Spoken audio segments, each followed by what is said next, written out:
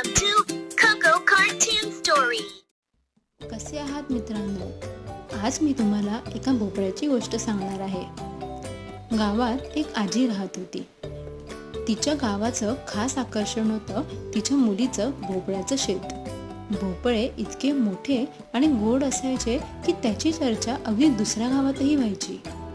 एकदा आजी आपल्या मुलीकडे जायला निघाली. तिच्या घरापासून तिच्या मुलीचं घर खूप दूर होतं आणि त्याच वाटेत एक घनदाट जंगल लागायचं.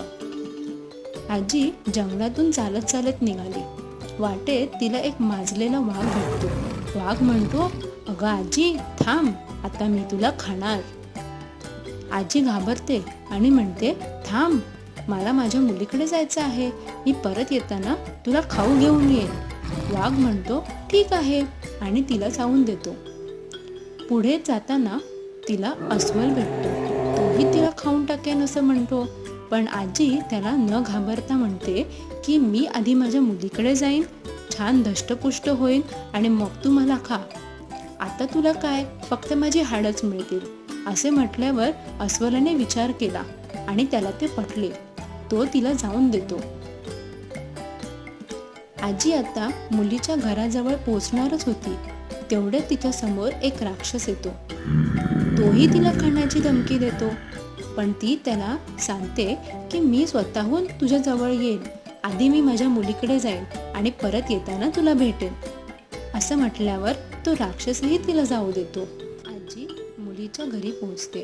परंतु आता मात्र आजीला फार चिंता वाटू लागते, कारण आता पुन्हा घरी परतताना वाघ, अस्वल आणि तो राक्षस खाण्यासाठी तिची वाटच बघत असणार.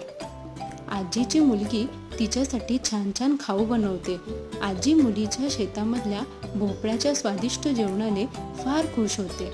काही वेळाने आजीची पुन्हा परतण्याची वेळ होते. तेव्हा आजी एक युक्ती लढवते. ती शेतात जाते आणि त्यातून एक भला मोठा भोपळा घरी घेऊन येते.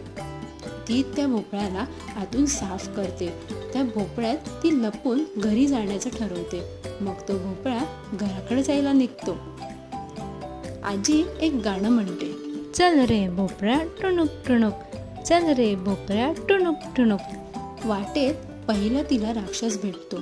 राक्षस स्वतःहून चालणाऱ्या भोपळ्याला बघून घाबरतो आणि त्यातून आजी ते गाणं गाते, चल रे भोपळ्या टुणुक टुणुक, चल रे भोपळ्या टुणुक टुणुक.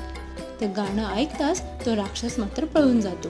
काही पुढे जाताच वाटेत वाघ आणि अस्वल आजीची वाट बघत बसलेलेच असतात. आजी पुन्हा गाणं गाते, चल रे भोपळ्या टुणुक टुणुक. वाघ आणि अस्वलला वाटते की तो फक्त एक भोपळा आहे आणि ते त्याला जाऊन देतात.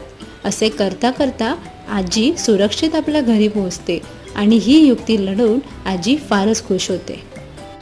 मग मुलांनो, सांगा पाहू, या कथेतून आपण काय शिकलो? शहाणपण आणि युक्ती वापरल्यास मोठं संकटही टाळता येतं. तुम्हाला ही गोष्ट कशी वाटली ते मला नक्की सांगा आणि आपल्या चॅनल कोको कार्टून स्टोरीला सबस्क्राईब करा.